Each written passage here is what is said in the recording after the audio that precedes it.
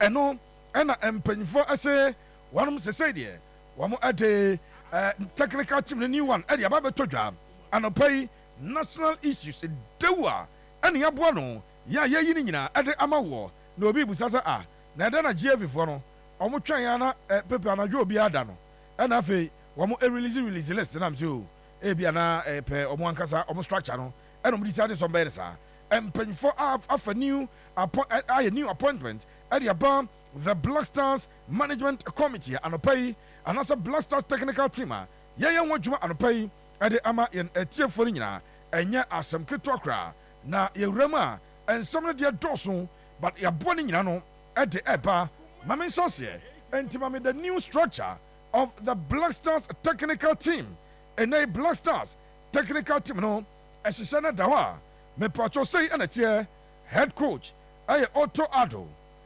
wei ɛyɛ director of football ɛne technical adviser na sɛ mekura no pay let's say na me hu yo but me ka say omo appoint sporting director ansa enti say Professor Minta dey na dey omo twema na because Professor Minta na ye technical director omo si we director of football and technical advisor okay still Professor Minta be maintain na dwuma opanya de den ade Winfred Anton Shafa mo kai Winfred Shafa 1994 opanyini na oye top coach e Africa ha Ghana ama na dwuma na ɛno alete wo check no at least 70 years Winfred Shafa wano ɛyɛ obi a sɛ deɛ wanyini papa owura no ɛna mpanyinfoɔ yɛ afa no sɛ ɔmayɛ Black Stars technical advisor kan sɛ yɛn all structure no ne ɛwɔ saa deɛ no bi and that structure na ɛma Otoado ɛyɛ head coach na afei yɛkɔfa a ɔpanya ne din Black Star former coach Chris Hutton ɛbɛyɛ the technical advisor ɛmi yɛ de kɔ World Cup sɛsi a yɛkasa yi Winfred Shafa at the age of 75 na owura ne the last time a ɔyɛ adwuma ɛyɛ 2021 4 years ago ɛna na ɔyɛ engaged ɛwɔ football adwuma no daily mene wo kasa yi wɔno ɛna Black Stars anasɛ GFA ɔmo appoint no sɛ ɔmmra na afei ɔmmra ɛmɛyɛ the technical advisor stroke director of football ɛmfa ɛma the Black Stars Desmond Ofer assistant coach at the Black Stars na Desmond Ofer under 20 head coach on I prepare under 20 no on a J a boy Cup na born African Games no but I prepare under 24 for under 20 AFCON eti omo you know at naba Black Stars assistant coach Derek Bonsu one athletic coach our Black Stars young him John Paintel assistant coach Black Stars Fatau Dauda goalkeepers coach Dr. Prince Pambo team doctor after Chris Pakwai no see bronimwa one ya fan say psychologist Edward Abebio one a physiotherapist Samuel Ankama or Mazur Gregory de Grave chief video analyst on also Bruni Yednapa Gregory de Grave one a chief video analyst Awa Salifu Karim video analyst Aminu Shado team manager Isa Amadu hey Minia Okoronko Asante Kotoko equipment officer say yayina free local Black Stars no which is the Black Galaxies Edna ko PM our Black Stars one a kit officer and Abdul Rahman Al Hassan and so kit officer it way a nipa 15 mo make up the Black Stars one a technical team no the Black Stars technical team new one a GF no one akeka bom no and I'm a say 17 nipa makoma 17 and ya form so mra MS adwuma na yɛde nsɛm no ɛde ɛma in etiefo now Ghana Football Association or akrata bode babonte or say as part of moves to strengthen the technical team of the senior male national football team the Black Stars the GFA has engaged Belgian Chris Pekwai as team psychologist. Chris Pekwai is an accomplished sports psychologist with a little over 17 years experience working with professionals in sports to enhance their psychological well-being. He worked with the Belgian Football Association for 15 years, helping to professionalize the football psychology offering for players and coaches.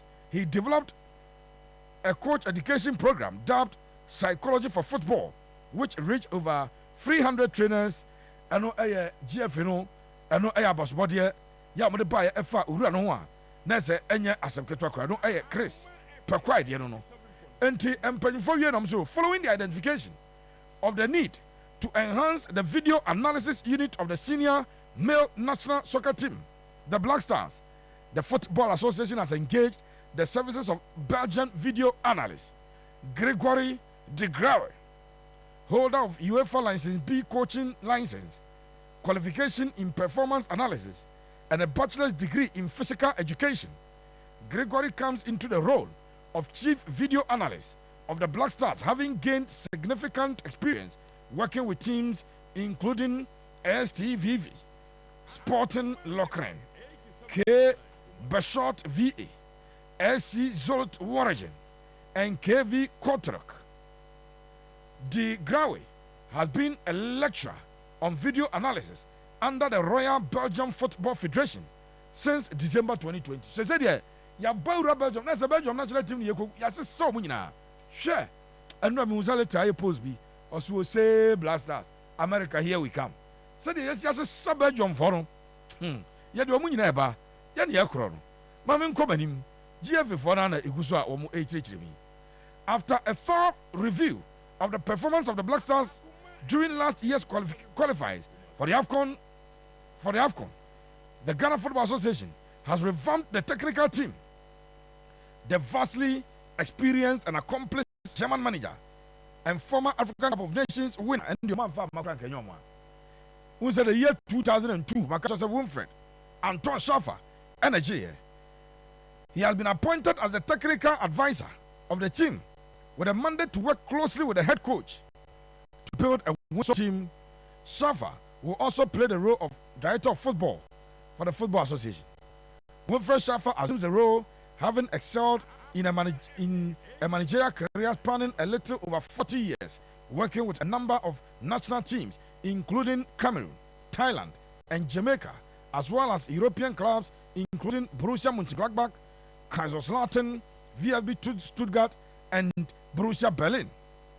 The highlight of Schaffer's experience with the national team was winning the African Cup of Nations with Cameroon in 2002. And it is 2025. Next, Oji African Cup in 23 years ago. Yes, I know any age now. And I 23 years ago. Oji African Cup of Nations, you know. You must say, or no, and a bar. Or Baba changing your ma. No revamping your ma. Not a new Makoyi at the Ama the Black Stars. It's way, Ayakakra, and paying for at the buy. Two newly vastly experienced equipment officers in the presence of Issa Amadou of Asante Kotoko and Abdul Rahman Al Hassan of Hasefok have also been named in the team. These two equipment handlers have a combined total of 53 years experience between them. Hey, national team where there? Say him for the yard pa Argentina. Yes, you say we pani at you show. But the question is, a bra coach Kosiapia at the 2014 FIFA World Cup. Sound structure 10. No way. Bra, who coach in Yadia or Yadio. It's a say, yeah, Jatum say, see a statistic shango for Penasa with a Safa Mona Yumano. But near Joe Tadoka. Yamian Maria, Yaba expand this analysis in Yapa. Na and pay for answer Mutiado pay. I will say the basic accord. Now, yes, Sassier, the yin certainly be at Yamawa.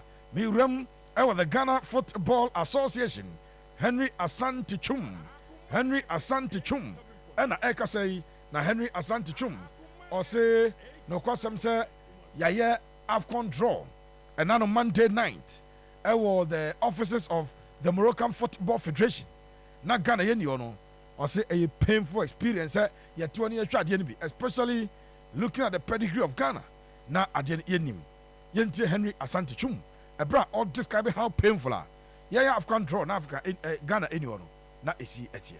My first AFCON as a journalist was in Mali 2002. And from that time, the only time we've missed out 2 years after, yes. But since 2004, we've been ever present. And so to miss out this time is a mixed feeling, not a good feeling, especially when you have the likes of Botswana, Mozambique, and co. all present at the tournament. Like you did indicate, yes, when the roll call was mentioned yesterday and Ghana wasn't part, it felt very, very unbearable and very painful, both at personal level and then also, at the national level, because of our pedigree, because of our stature on the continent, and because of our history, in the Africa Cup of Nations. At least, if for nothing at all, we have been dominant since 2008. Finished third, 2010, second, 2012, fourth, 13, fourth, 15, second, 17, fourth, 19, second round, and then 2021 group stage, 2023, 24 group stage. So we've been there in terms of being counted among the big boys, and it is rather unfortunate that this time we couldn't make it. Rather unfortunate at this time, Yantumi Ankobi. Now Henry Asante Chum as a GF in Dentia. O maintain you to say almost lessons. Almost you be prepared. Now, Sandy Monomusiano, and no, I don't know, say, o maintain you to Adwa. Ebeboa. Yenti Henry Asante Chum on why Utado was maintained.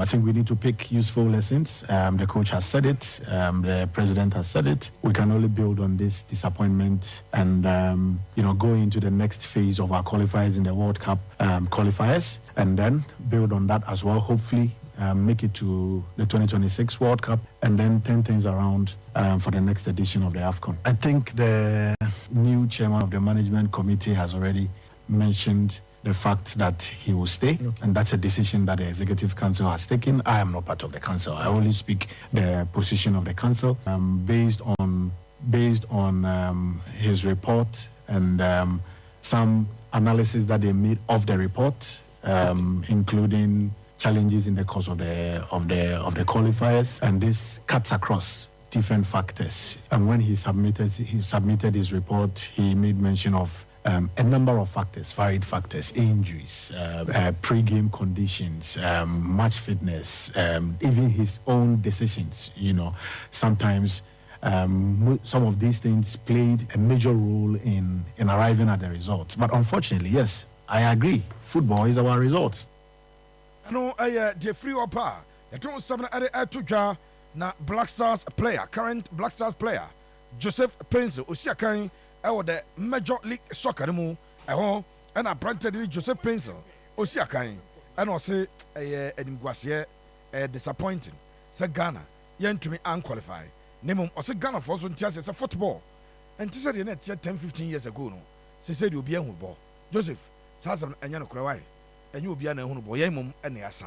Yente Joseph Prince and Sama, what a two job. I feel a little bit sad, I feel a little bit worried because, especially for Ghanaians, their expectation was really high for us to qualify for the AFCON. But unfortunately, we couldn't make it to the AFCON. They are a little bit sad, depressed, unhappy. But one thing they need to know is football is always football. And now we won't say that 10 years ago, when you see Asamoah Gyan and Mulitari and all these kind of great players that play in the national team, when they meet maybe Madagascar or something, Asamoah Gyan is going to score 3, maybe 5-0. This time it's not anymore because now every country have a player who represents themselves in the European top flight. So, you playing against them, it won't be an easy game. Yeah, the results are really showing it, but, like I said, it's not just based on the quality of the players. You can have the players, but sometimes you won't have the results. You cannot have the players, but you will have the results. It doesn't matter where the players play. It matters about how effective that we need to come together and to give everything. And they hear about how effective we will come together. Near giving everything. Joseph Pencil, now make up Prince Etego, the Prince of Goals. Prince Tego, a former Black Stars player. Or say, and the Black Stars, players now ebono. More merit or manager or committee issue or committee issue. And only they select was in Tipasa blaster for boy amubi, boss a bit for Tantaya Yamubi. More combat my baby. Or say, I had drink papa, which I said, yeah, Basan is the Equana, Yente Prince Tego, the Prince of Ghosts. I think not me alone, but I think 99% of the players, I mean, they are very ashamed. They are not happy, just because they know how it takes for Ghanaians to be happy when Blaster is playing and especially winning, So right now, even you don't even have confidence to go out there to join your colleague and watch some of the Blaster players, because what you are going to watch, the end results, there are so many comments that will come, and even when you are watching, you could feel that this player is not really putting in more than 100% of his play, but because maybe he has some managers or maybe influencers in the FA, I mean, he's there. So I mean, it's so sad, but what he's saying is very true. Some of us, it's difficult to go out there to go and watch game. I am Prince Tego, and so at the know, and now the Blasters appointment, yeah, Blasters are joining now. Lord Ziku. One an ESCO member of the Ghana Football Association. Ono and Sam Kakra at the to Kingsley Sable Zuloziko. Or say $50,000 now. Ghana by Eritrea Utado Kana and enough until Utado and Ebian. Yes, I dear Ezenka, Escano Sonia for Coach Cassia. But the Ebian Intino, and you'll be a fort, the Ghana buying Ezika Aberson, and I team Efa. Now, also GF, I'm going to change coaches. I just want maintaining Utado. Yente Lord Zico. For the Akobida, to me, I will not doubt his capability.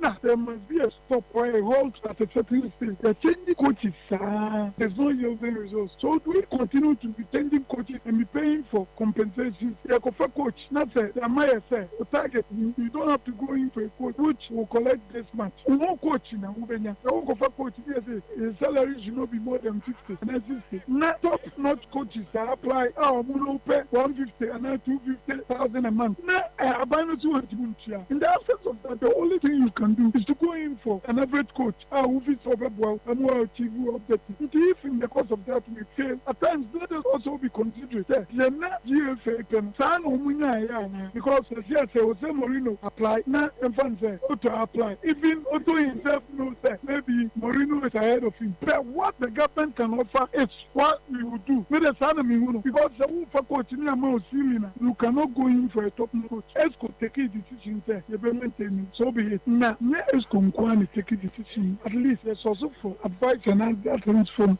people. Now, after doing that, we piece them together and take a conclusive decision. If in the eyes of the ESCO, we feel fair, Otto, Nadiabeko, the promised land. So be it. A failure, maybe also, I share the players the right and them fact, will impact all the knowledge in this world into a player. But his performance is a skill that is inherent in that individual. And mind you, there are no more minnows in running football. Yeah, I'm a penny for saying my discussion. Or say there are no more minnows. There are minnows. Yeah, that's all minnows. And run a penny be. Let's a boss who can as much as say. Now, Spain and San Marino. And I chess San Marino 12 goals. 12 goals. You in Spain, I shall 13. Still, none of it, I say. Was it there are no minnows? So that's another young one here. Now, AFCON qualifies here, and results here, minnows now. Yes, so move to. Open you say, to out of the Wayan, the obey to me, I said you obey to be a pleasant number. Now, son, yes, you have a proper Ogum, and I say, you have a Bashir effort. Also, said you obey to me a pleasant number, and your coach now. Now, so it was underestimated $50,000, $60,000 a month. And workers are the ASIA more be $3,000. Hey, heading power. Young Quaid. I Zico, we are associated with him. Young Mutiazo. Mum coach his mom say. Bagana Sika home. Yentria, Yate, Nintria. Dr. Randy Abbey, the chairman of the Black Stars Management Committee. Or say, and paying for your so among your Black Stars Management Committee, no. Various experiences and they put together into so mobile leverage on their experience. Nafe, aboa the technical team no. Nafe, require for so. Changing the fortunes of the Black Stars. Say adeɛ no ayɛ awerɛhoɔ bɔ mpɛ sɛ ɔmo sesa nneɛma. It's not about me. It's about the players. It's about the technical team, and it's about the team that I work with. Fortunately, I have some very, very competent members on the team. My vice chair, Stephen Appiah, we all know him play to the highest level as one of the players with a lot of goodwill, even in retirement, and is very knowledgeable as far as the game is concerned. Dr. Insenture of Samatex, very knowledgeable, passionate person. Mr. Moses Parker, same club owner for many years, passionate about the game. Mr. Samuel Brief from grassroots to the top. I mean, that's a good team, and I believe that together we'll be able to leverage our experiences to assist the technical team and the playing body to change the fortunes of the Black Stars. Dr. Randy Abe no akyerɛkyerɛ ɔmo committee ne so obia competences ɔsɛ ɔmo bɛ leverage ɔmo bɛ ka bom na ɔmo aboa ama Black Stars na nneɛma asesa. Sule Ali Muntari in an exclusive interview with General Manager for Sports Media General Mr. Michael Otiaje and Sule say Black Stars players na ɔmo blow hot ɛwɔ Europe ɔmo ba Ghana na ɔmo freezy ɔsɛ yɛ mo a ɔmo ate yɛn support ɔmo. I think they're amazing. Semenyo, as you mentioned his name, Fatal, he just got injured. Kudus is there. Pate, super excellent player. The defenders also, Salisu. There's one that just got injured recently. Basically, this generation they have amazing players. But we're expecting them to do even better than what we did. But it's just time. I know it's time. I don't know what the FA is doing though regarding these guys, because when they come home playing, it's basically totally different with what they do outside. When you look at Semenyo and Niaki Williams, crazy players, super amazing. But when they come home, it's just different. I don't know if it's the environment that they're in or whatsoever. The thing is that you don't have to blame them. You don't blame the boys. It's things that are not right. If things are done right, they'll get it. They want to play. It's not that they choose to want to play better in their club and then not go for Ghana. Probably they should look at it. Why are they performing over there? Well, and here they're not. I know Sule Ali Muntari. And so at the I don't know. Mamin Kobanim, Naminya Juakakra, na Miram, we the spokesperson at the His Excellency John Dramani Mahama, acting spokesperson, a young man, yes, Minya Ketua Krani. Your friend Felix Kwachu Fusu. Felix say, Assembly Tetia, Ghana football, a dead, a grown a goo, where I Felix Kwachi Fusu, Nance for the two jar, no say, I just hear revive Yadiano, just ye Yanan Yasa Padia, football near Bonkrumano. According to Felix Kwachu Fusu, acting spokesperson, His Excellency John Dramani Mahama, or say Bonegu, a Gukra, Yente, Felix Kwachofusu. Even in the sporting arena, these days, there's little to be enthused about. As a Ghanaian sports fan, I am the #1 supporter of the Black Stars. But we performed abysmally in the AFCON qualifier. In fact, we didn't even perform at all. It was not even abysmal. We didn't perform at all, actually, because we failed to qualify for the AFCON. And many Ghanaians have begun to lose interest in what the national teams do. These days, there's little to be enthused about. As a Ghanaian sports fan, I am the #1 supporter of the Black Stars. But we performed abysmally in the AFCON qualifier. In fact, we didn't even perform at all. It was not even abysmal. We didn't perform at all, actually, because we failed to qualify for the AFCON. And many Ghanaians have begun to lose interest in what the national teams do. These days, I used to claim to be a House of Oak supporter. I don't even know one player of Accra House of Oak. Neither do I know one player of Kotoko, because sports is essentially dead in this country. So even rekindling public interest in sports to support our national teams is an arduous task. Sports, football, sports is dead in Ghana. No, so no has any. One has a full player, what is Beluchi, Unimba Kukro, Jimmy Mobako, Krajise, what is a Hazashe, Nani, what and why Jimmy, but Unim Baku Krasi, 80. I know a Felix Kwachu Fusu at the end. Now, the Asante Regional Minister designate Dr. Frank Amakwene, I could share the vetting committee. And Dr. Frank Amakwene say, oh no, or catch a sports minister, no catch up by say, or making sure somebody see another big stadium, because Babara Sports Stadium, no pressure crowd was ordered. na ɔmo nsi stadium kɛseɛ baako paa ɛwɔ Kumasi yɛntie Felix Kwachi dabi wei ɛyɛ Dr. Frank Amakohene, Regional Minister Designate, Asante Region. Sports is one area that we cannot do away with as a country. So together with the sports minister, I'm going to make sure that Ashanti region get its fair share of the sports infrastructure that we need to inject into the region. Maintenance of existing ones, and especially the Babayara Sports Stadium, is one key area that I'll pay critical attention to. Because in recent times, during the qualifiers, you remember that we had an issue with CAF and FIFA regarding the state of the pitch. I'm very sure that anytime there's a football match in Kumasi, the Black Stars, for that matter, performs creditably well. And for which matter, we need to ensure that not only would we be overly dependent on Babayara and maybe the Linkley, we should also get additional sports infrastructure in the form of a sports stadium to augment what Babayara does for the region. So, Mr. Chairman, when you win the nod,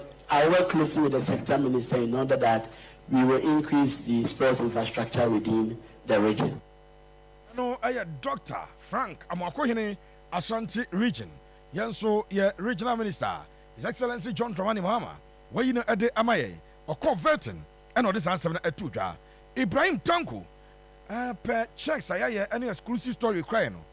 Achapa Ebia and Ne, Ibrahim Tanku, ever signing the contract as head coach at the Midiema, my brother. Ibrahim Tanku Anyas and yet say or no echo sign contract no na the yatin say and commodity the akoso every weekend na ebe PM na no mandea wama agree all terms diaka and say coach ever sign a contract no sign a contract na nyame adoma weekend game on bebo no omo home game obey on the bench e de ama Midiema wama enso a club no referee James Taylor Mokaino referee James Taylor wano and a dear Asante Kotoko, and a Bibiani Gold Stars a game no. Now referee James Taylor, Diameter is open, a idea. Sir John, I do a course of Ghana how. Referee say and Kofobi, and then no echo dim come before the game. Some percent game ended 2-0 for Kotoko. And Kofonia Kotoko for, but I'm saying for betting purposes. Referee no after say evidence by among the Casa, I know so. On Kofonia Casa when Fiomo. Game now Kotoko say 2, but coincidentally, Kotoko say 2-0. And as a Bobby Nanka a penalty, the man goes as a Kaberi 2-1. And Tim Penfosse for now, almost suspended until the rest of the season. Mukusu investigations. The referee thing, Eddie James Taylor, yes, and Kofobi could negotiate here for the same a third party and Yakotoko, a Jeffon. Yes, and Kofobi on your third party more interest for betting purposes. And I'm going to think was again on the scoreline is here now. 2-0 on the yard. Reference on the one film, but results also a to pepe. And the yet is a referee, and Penfoss on Yanche. No more investigating her. Omukusu ASI investigations. After Maswa Hansen, a Kodi match. Or D match, really, and a brother for letter. Omomo, a share a carlions of the Bible is a referee. And Penfoss Maswa Hansen will say, Ampa Ojitum. Ojitum passer than none more money yet. Now, or saying yes, will be a baby, but a bad day at the office. Into Onomas or hands your best lesson pay for function, and you be as a beer, what jet them would be and non I'm paying for Siate. And you're trying for the rest of the season. Now, a free sabre, 60 matches I can. Oh, Mahon. Never, Odia Zabia, we are rehab, one casa for rehabilitate you, not later, no abba. It's no 8 decisions are. Reference review panel no edia but the executioner must hands no omo ese till the rest of the season onyina nche kakra may call Dr. Prosper Nete Ogum Asante Kotoko head coach na so here mama Dr. Prosper Ogum e pages so me da se pa na Prosper ade update on Kotoko injury situation aba etiefo ntiri mu na mo fere mo busa pepe na we na mintade na yedan na we me pachotie Dr. Prosper Nete Ogum update on Kotoko injury situation, and head coach at Makotoko Eddie Abbey. What they are suffering from is the basic antidote to solving their problem is rest, good diet, and some medication. So Fernando Awuchi, which is Elvis, and then Mchi, we've given them time off to rest. So there's a treatment protocol that they need to follow, and I believe that per the constant engagement we have been engaging them, it will motivate them to make sure that they adhere to their rest periods, their medications, and make sure that they get back on time. Because we need depth in the team. And once we have the depth in the team, you know when somebody is going out and somebody is coming in, he can't give you the same quality. But if the number depletes, then it becomes a worry to all of us. So I'm sure the medical team is doing very well to make sure that we get them back. Dr. Prosper Nete Ogum. Finally, Chairman K5, and Yebusan said, Chairman, he said the attendance and your crowd, and your crack. I know, say, and your man, Emma, attendance nice. Who was a munim, and Zuba was having. Now, Moamusha said, Ghana, a boy, now your body the same time. At the same time, Europeans and air bar. How do you expect people to be at the stadium? And or the San Seven at Tuga, opinion, at the Chairman K5, at the San Seven, at the Atuga, young Korean Coaching and Far AC. Maybe a Ukrainian. Say your supporters leader, a Ukraine, who bet me organize it, Amiako rounds near Dimina. Akasatre supporters. But Obiba Stadium, not been spread as a baby of the toilet. What do you power share Kotoko supporters? I didn't see him say, Omoma Stadium. Can be a 10 minutes to train. Actually, for Mugugit, I didn't try. I said, Ariana Shinipadodo, Ariana no Adendo. Meanwhile, Rihanna saw a Timuno, and one saw Rihanna. Yeah, time we am collaborating, Mubakaya, near reserve side, on 2 reserve side now. A quite be also a many Panama Stadium in Tim because of our share reserve. This time under 20. I don't think the entrance is okay under 20 no 130. Or we may be 30 minutes cry. And also make your entertainment about Ama and you met me akuyi. So it's about 20 years. A quite be also something in fact within 1 month on the Shami about a year dear, but maybe who say a one from Kakra. And Tiana Christopher and Damenya NCC chairman on Sudidini. Kotoko supporters on Beba, ya in Ghana, Citra, and you must send any Sikasem, Anama, Yamako from Kakra. And a secondary, the count here, your matches near any European matches in the Barno. Because you 2 cities are Obaga got sport, Obeman cook back on her matches. And they say to me, yeah, league table, however, said, and you would any more bra. Because your boy, you know, be a coffee to make a helpful fry, it will be better. Say the beer any coincidence, and also count. And I say, I think I can do myself. But the me bomb pie say you to know. You don't know Benjuma, or more Benjamin Juma, or more Betty Benjuma. And they be on personal business, they'll do a better business as Scabombo to Scabombo to my door come to park. I know I Christopher, the Banana Pay